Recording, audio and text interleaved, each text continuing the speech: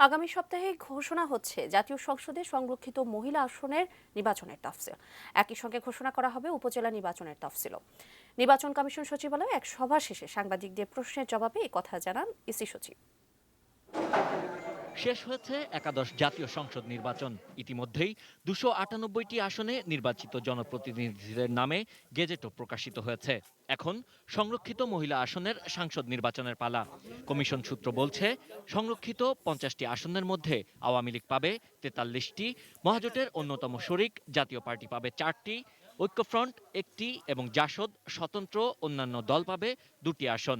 সংরক্ষিত মহিলা সংসদ সদস্যদের সেটি হলো আনুপাতিক হারে এগুলো বন্টন হয়। গ্যাজেট হয়ে গেছে আমাদের, সুতরাং আমাদের তফসিল করতে আর কোনো বাধা নেই। আমরা আগামী সপ্তাহেই তফসিল ঘোষণা করার কার্যক্রম শুরু করব। জাতীয় নির্বাচন নিয়ে কোনো ব্যক্তি সংক্ষুব্ধ হলে তারা হাইকোর্টের নির্দিষ্ট বেঞ্চে আবেদন করতে পারবে।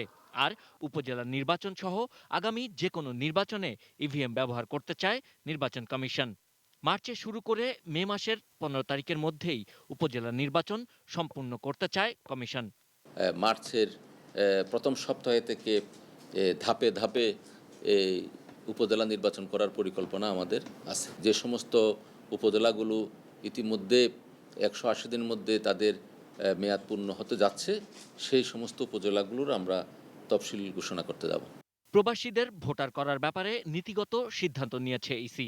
কিশোরগঞ্জ 1 আসনের সাংসদ আওয়ামী লীগের সাবেক সাধারণ সম্পাদক সৈয়দ আশরাফের মৃত্যুতে আসনটি শূন্য হয়েছে। এ ব্যাপারে সংসদ থেকে চিঠি পেলেই তফসিল ঘোষণা করবে নির্বাচন কমিশন।